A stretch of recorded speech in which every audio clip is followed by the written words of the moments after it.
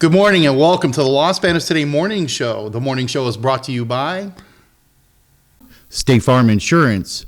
Go see Joe for all your home, auto, and life insurance needs. Give Joe a call today for a free quote. That's right, 209-826-4963. 209-826-4963. We're also brought to you today by La Bodega Bay Furniture. Check out their new website and order your furniture online at labodegabayfurniture.com. That's right, labodegabayfurniture.com. We're also brought to you today by Zafiro Seafood and Grill.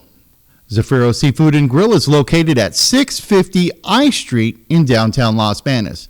If you're a seafood lover like me, then that's the place to be. Zafiro Seafood and Grill. There's a new pizza place in town, Rico's Pizza. Visit them today at 2160 East Pacheco Boulevard in Space K. You can also order your pizza online at orderricospizza.com. That's orderricospizza.com. Go check them out today. They have the biggest pizza in town. Welcome back, Bruce. Hey, Thank man, you for joining us here again. Good morning, my brother. Good morning. Let me say, before he dead it, he doesn't have toot his own horn. I'm so proud of what Brother Dave Hogue has done with Los Banos Today. Yes, I was here in the beginning, and we might even be coming back a few to help out when we can. Los Banos Today has really blessed our community. Now I can talk to who I really want to talk to. I got my Pastor Bruce hat on. I know some people in the early days were kind of like, he's a little too churchy. Well, that's who I am, you know. But I'm proud of him because of what this man has brought to us. His idea blessed this entire community, and it's continuing to. I watch you still wherever I am. You know, I travel a little bit, but I go on the page and get my dose of Los Banos Today wherever I am. I hope you do too. God bless you this morning. Well, thank you, Bruce. We appreciate you and all of your work, all that you did to help get us going, and not to hearken on the past, but I remember. And I tell this story often. I remember the day you were sick, and you called in and you said, I can't make it. Yeah. And you were dealing with some medical issues. And I couldn't help but to think, oh, I hope he's going to be okay, and praying for you. And then it hit me. Now what? Uh-oh. Who's going to do the show? Yeah. And I remember standing back there for about 15 minutes, looking at this table and saying to myself, you got to do it. There's nobody else. And a lot of people don't realize what it took. Yeah. Because my background is in engineering, internet engineering, IT.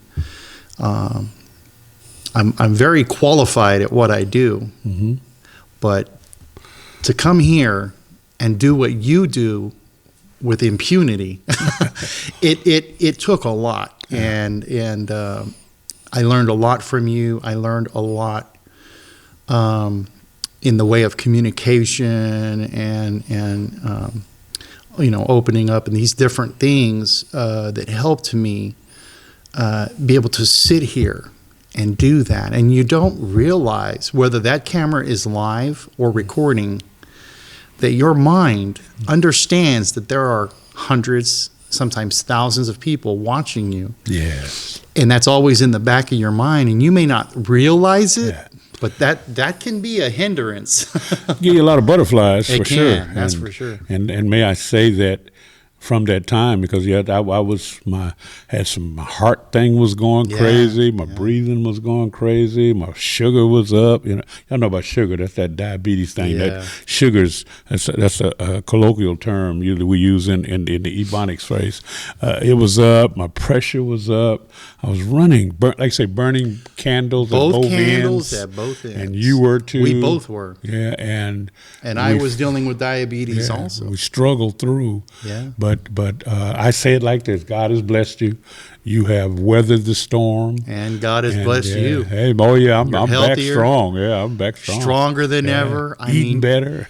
You've been a cornerstone in not only this community, but many other communities. And we're going to get into that more in a moment. But I just want to say on your behalf that many people have come to rely upon you, maybe some a bit too much, for many things, from prayer, counseling, a support system, both family and both spiritual family and others. And Bruce, you've been there for many people, and then when you needed people, it was a different story. Yeah. And I remember you and I having a talk back there when you were going through this time, and I watched these people kind of step away from you. Yeah. And I found that very curious, how these people could surround you when they needed something. It happens. But when Bruce needed something, everybody just kind of evaporated. Yeah.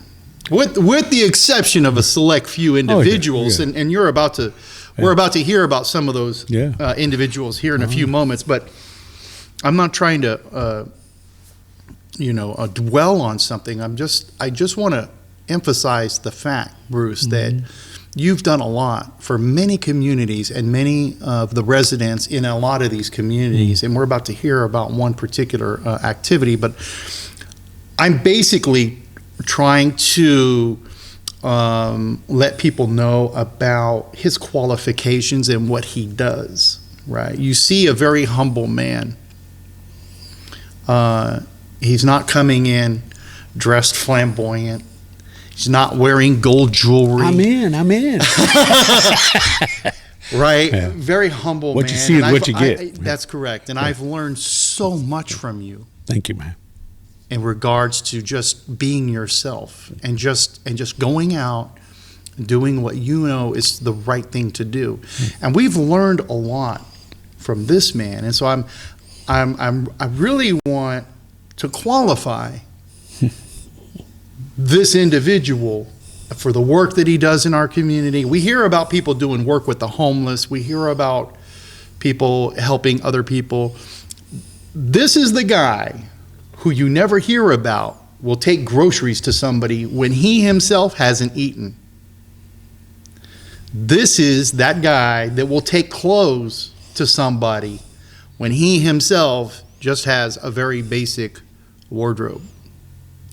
This is the guy that will help somebody get a wheelchair or get a car, get a van through GoFundMe accounts. This is the guy that will bring in the network of individuals to make something happen for somebody else when he himself is driving a car that is breaking down, that is in need of tires or a motor. This is that guy. And so we don't hear much.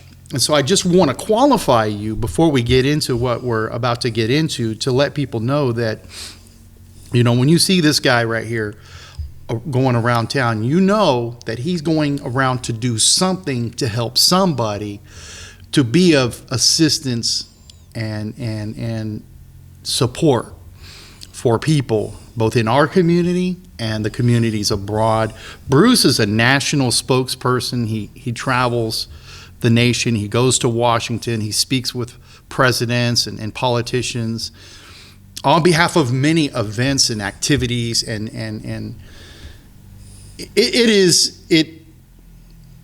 we see a lot of people. We meet a lot of people. But it's people like you that are in the background making these things happen, making sure you're giving of yourself, you're giving of your time. You could be doing a lot of things. Yeah.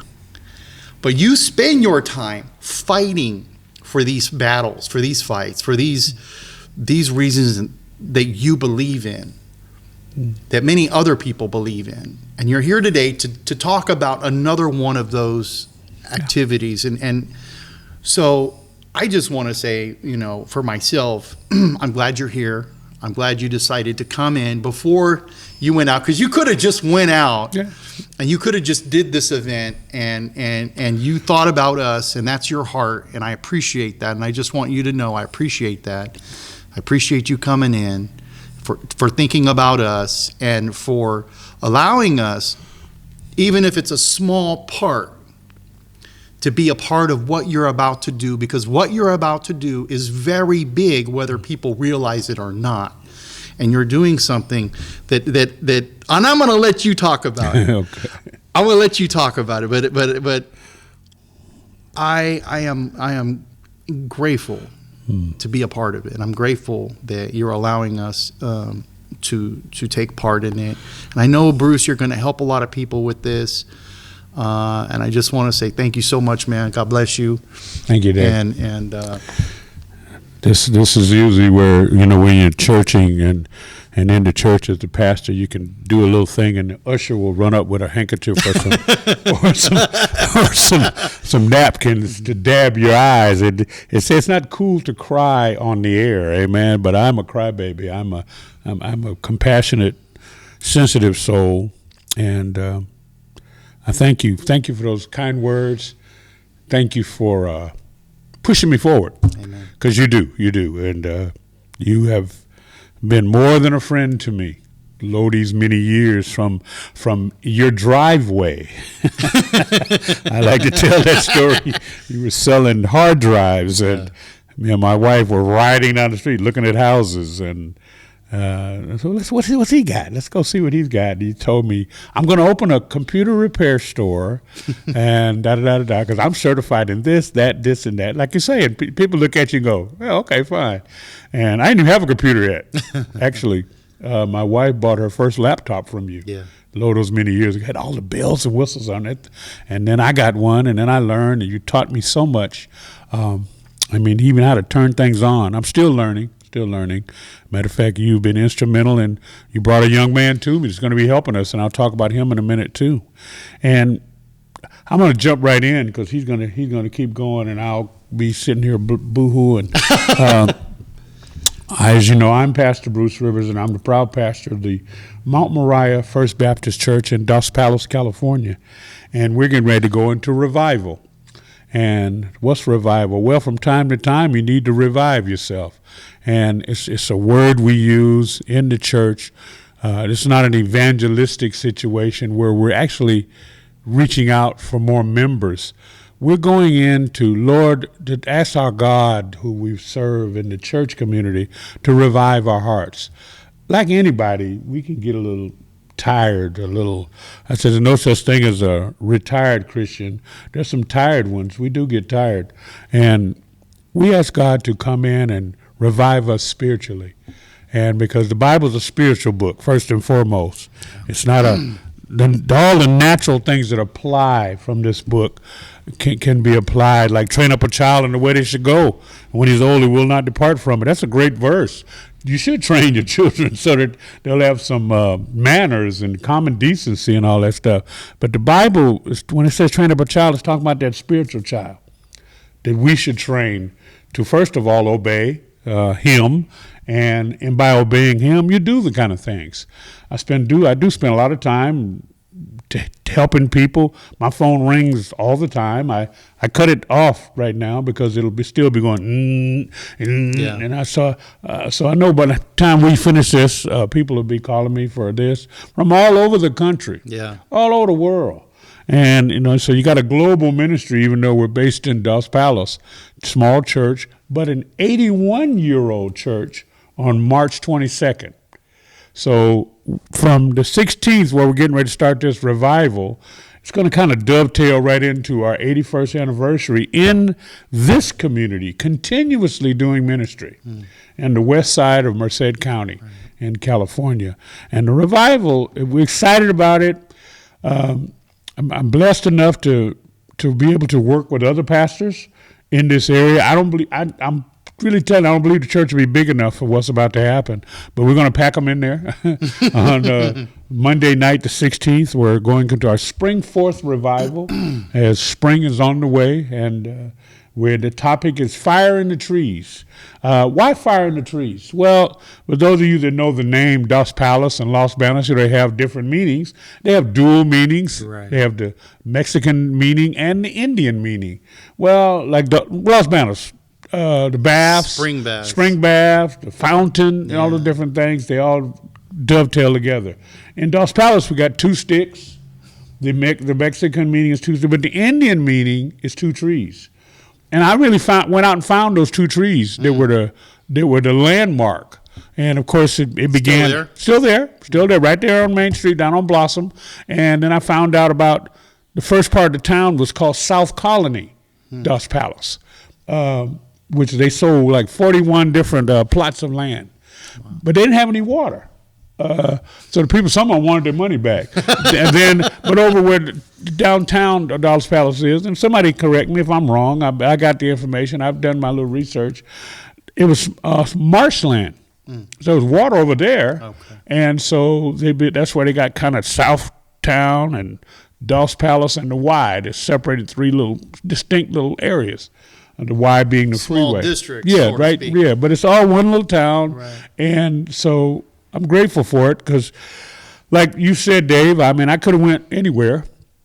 I moved here to Los Banos in 2002. I got married to my beautiful wife, Emily. Hey, babe. And garnered a bunch of kids and grandkids. I'm a proud father and grandfather. And author. Yeah, the book. Writing a book. The book is coming soon. I finally, you'll know, Dave. I finally got a writing program on my computer, which is Google Docs. You got to check that out. You can write all day long on Google Docs. So my book is proceeding faster now. It's been a labor of love, and 2 titles, 2 books actually. One is my story, Black Father. One is my story, Black Fatherhood Aborted, and the other one is No More Rivers, as I'm the last of my bloodline. So you'll be hearing more about that later, but that's not today. Our spring revival, reviving the people through prayer, through preaching. One of the great preachers in our country, I call him that. He's a dear friend. He's a big brother. We grew up together in Seaside, California. His name is Pastor Herb Lust II. Pastor Herb, if you Google the praying tailback, you can see him score his first 2 touchdowns in the NFL with the Philadelphia Eagles. And the first one, he scored 1-yarder, so everybody kind of jumped on him. So nobody saw the impact of what he did. Wow. But his second one was a 77-yarder around the end against the New York Giants in 1977. And he knelt in the end zone and prayed. And there's an iconic picture, which you've probably seen on the flyer.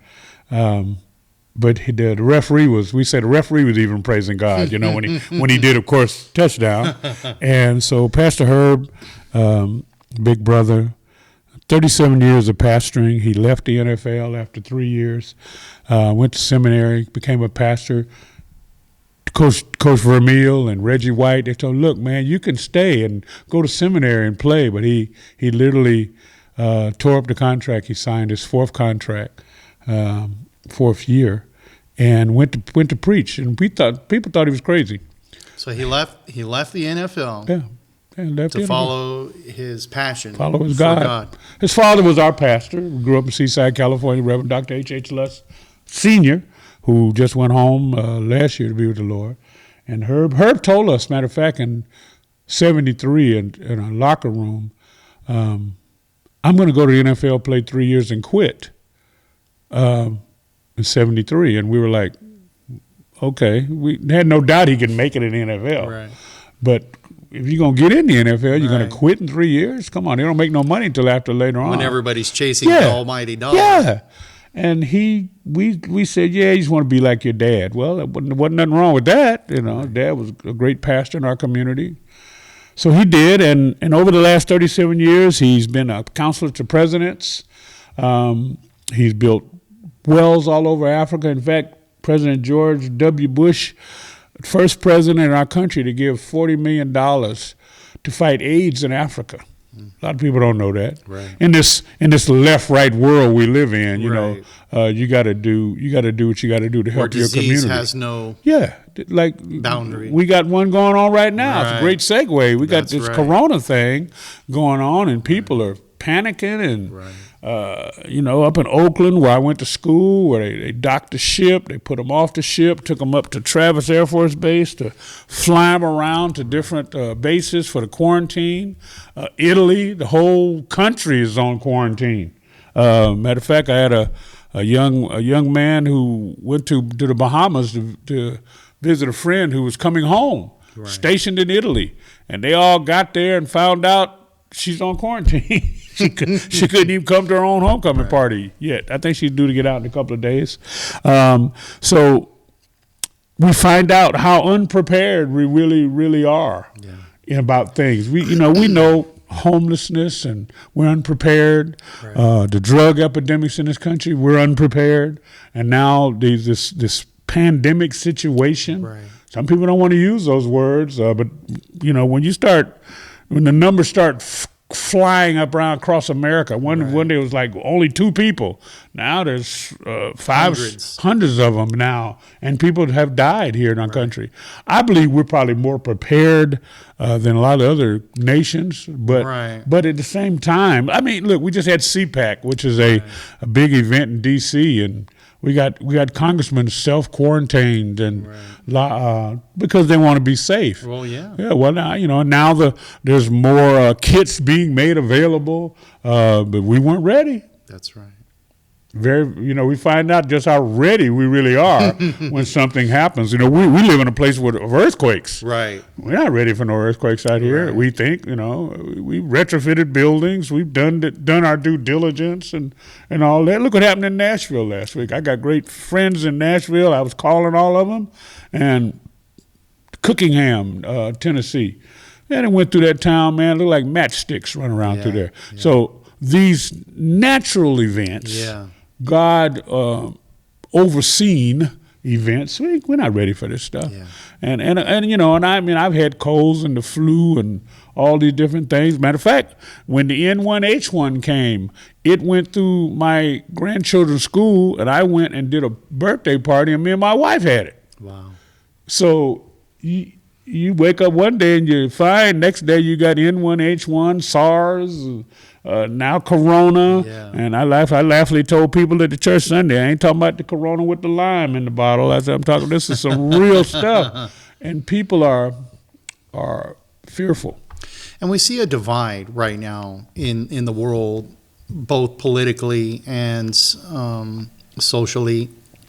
In fact, the government is calling it social distancing, and they're saying that not just self-quarantining, but keeping yourself at a distance, maybe abstaining from large events and activities, particularly for the elderly who attend various events, because the elderly are the most susceptible to the virus. Yes.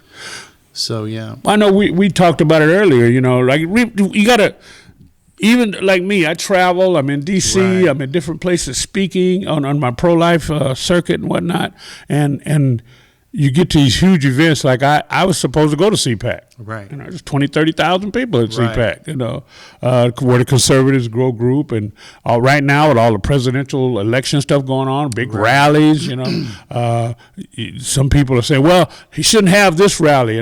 But these people are having rallies. Everybody, y'all, all this infighting or outfighting or whatever it is, this is some serious stuff going on. Yeah. And we have to be careful. Right.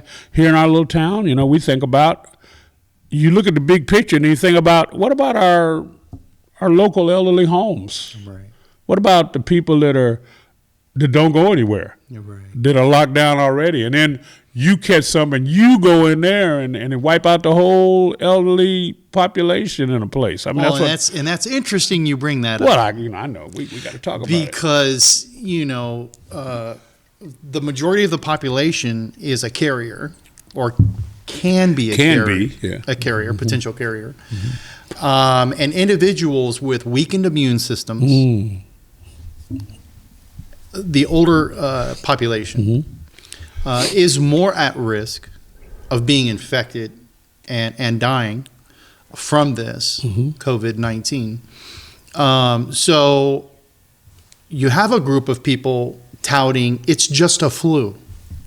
It's just a flu. No need to run and buy water and toilet paper. Yeah.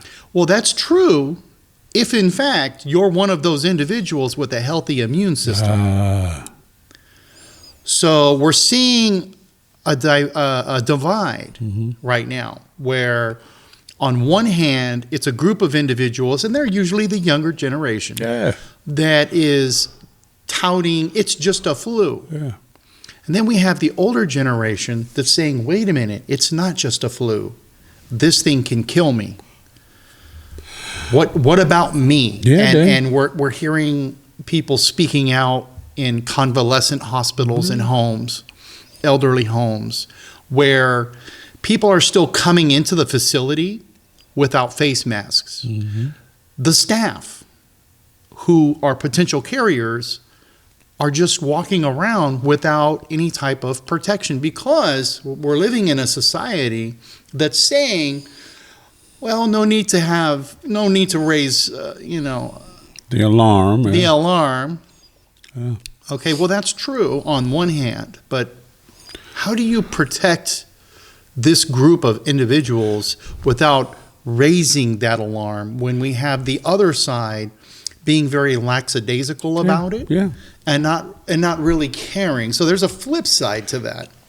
And they want to turn it into a political football. Right. I mean, in this country, with all that we have, that we've been blessed with, we ought to just break down and say, look, we got to take care of these folks. Right. The Bible tells us to make sure we take care of the widows and the poor. Not just poor in money, but poor in spirit, poor in health. Those poor things, and like I say, those people they can't defend for themselves. That's right. And like I say, I visit the convalescent hospitals all the time, but I don't go when I got a cold. I was just talking with a gentleman last night who just had to stay in a convalescent hospital. He's not living there, but because of an illness, he needed to stay there because he needed care. So a lot of people don't understand, a lot of these convalescent homes, they have a dual purpose. Yeah.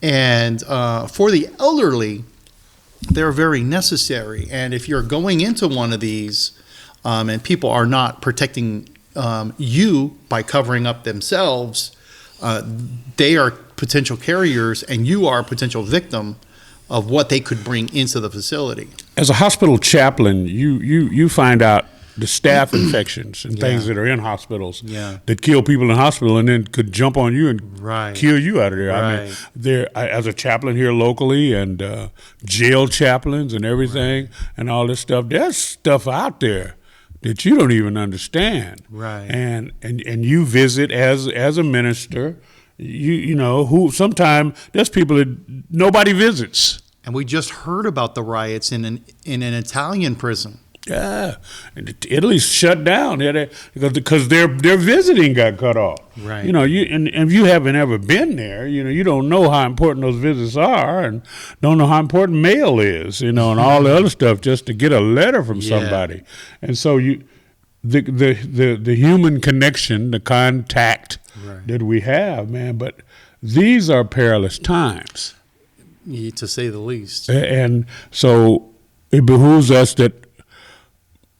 We're here in this country. We're the first country in history that is a constitutional republic, and people might not understand that. We're a democracy. We're a constitutional republic. What does that mean, Pastor Bruce? I'm glad you asked me.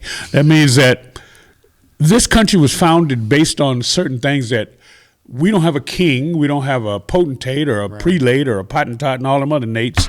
We don't have none of that. We're a community of people governed from the people up.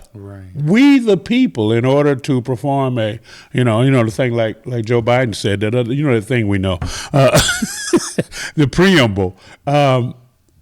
That's us. Yeah. We are, and we have forgotten the authority we have to give our government direction on how to help us. Well, that's interesting, and not to stop you there. Come on, man, I'm with you. But I was at a council meeting the other day, which basically was empty. And we see our government, both national and local, at both levels, making decisions on behalf of the people because people aren't showing up. Of course. A lot of people are just absent. Look, we got in our little city government. Let's start there. We got 5 people that make the decisions for the 40,000 people that live here. They were put there because the 40,000 people, or part of the 40,000 people, voted for them to be there. Right. And we just had a big thing with the Measure J and all that, and people were yay and nay. And matter of fact, I got most of my information from watching Los Banos Today. You had a great forum, and the people came forward, and so this is what we need locally, so that we're informed, because we don't take time. We're busy. Right. We're in a commuter community. So we don't have time to see, but when I can pick it up and look at it, and there it is, now I can make an informed decision. You know, people came at me and said, Pastor, what's your thoughts on this and that? I said, well, you know, off the top of my head, without even looking at it, I don't want to pay no more taxes. Right. That's just Bruce, okay? But if it's going to benefit the future, can I give more? But wait a minute. Have you done what you're supposed to do with what we already gave you? That's kind of the way I look. But then so if you don't make it to the meetings, and like you say, the meeting was empty. We got stuff going on. And my pastor in Dos Palos, same thing. 5 people. You go to the meeting and there's more people up on the dais than there are in the audience. Yeah. And they make decisions. I'm not saying they do it without getting feedback. Right. But I don't know. You know, did you really talk to the people? You know, and it's interesting. We had and it just brings to mind one of the employees of the city of Los Banos had a laptop that had many residents' personal and private information on it, including Social Security numbers.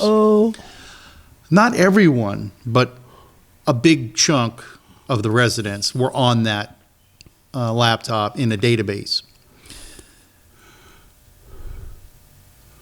Basically, a letter was sent out saying that it happened, and by the way, you can get free credit monitoring if you go to this website. Now that basically was the extent of that whole thing. Wow. And in one of the recent city council meetings, a gentleman got up and said, well, that's not the end of it. You basically have put my family in jeopardy. Wow. Because now my information, my child's information, which is going, his child is going through something that he needs to keep him private or her private. Wow. But now that information's out there, it's potentially exposing his child. Not that it's going to happen, but there is that potential. Well, you open the doors, flies come in, man. He was making the comment that, hey, how do I not know that the people that are looking for me are the ones that took the laptop? Wow. Yeah. So we don't understand all the repercussions behind some of these things that go on and take place. But to your point, these are perilous times. There's a lot going on all over. These people are paid lifetime salaries, man. Yeah. And having been to Washington as much as I go, sometimes I've been in restaurants and different places where they all come in together and everybody's slapping, hey, how you doing? Until the cameras come on. Right. And then they all hate each other. And then that stuff spills over out here. There's so much hatred. There is. In our community. And then I really try to talk this in the church because we are people that are not supposed to hate. Right. God gave us directive in Proverbs about 6 things he hates that we're allowed to hate. But love your neighbors, and he even said love your enemies, which is contrary to what we were. I mean, I want to whoop all my enemies, you know. As a person, a human, I don't want to be nice to my enemies, but that's not what he said. That's his mandate, because y'all know scripture. I'm there because this is part of the show. He died for us. Yeah. He loved us so much. He came to help us get back to the Father, and even in the church, I find such vitriol, such hatred. You know, being a conservative pastor, you know, it has nothing to do with whether Republican or Democrat, but being conservative in my views and my values on biblical principle, I've been beat up by the the LGBT community. I've been beat up by the dopehead community, which I was one of, the inmate community, which I was one of, But if you're not on everybody's team, and you can't be on everybody's team, right? I got to be on Team Jesus. That's who I am. And so I do what he says do according to what's written here. And I don't get mad at people if they don't want to do. That's your prerogative. You do what you want to do. But as for me and my house, the Bible says I'm going to serve the Lord. Now, and that means the things I do in the community are centered around direction, I believe, from word God. And as we go back with all stuff we've talked about, and we just have to say that because you gotta be concerned about the well-being of people. Right. And I am. Right. I grew up that way. I did it in Seaside. I'm the kid that did all the DJing. Other DJs get mad at me because I did stuff for free. And they said, "Man, you messing up the money." Well, I DJed for the kids, so because the kids needed to have fun too. And so now as a pastor, I got one mission: to help people get a connection to God. Right. I'm an ambassador for God. I introduce you to him. What you do with him is on you. This revival, the church has got to be that arm that reaches out. Pastor Herb's coming in, world-renowned preacher, built a great ministry. Over 30 years he bought a building in Philadelphia for $1 30-some years ago. It's now worth $20 million. He's got one of the top charter schools in the state of Pennsylvania. Then he just got another one over in Chester, Pennsylvania. So he's a man of the people, talking to the people to have people try to live better. And he's building all around. Bon Jovi, the singer, gave my brother $6 million to build a building on an empty lot that the church bought 20 years ago. Now it has a homeless center. Right. Down on the first floor, business opportunities, training, and everything, and 50 apartments upstairs where low-income people can live. So the homeless center, and I don't know how much you know about that, but could you just touch a little bit on that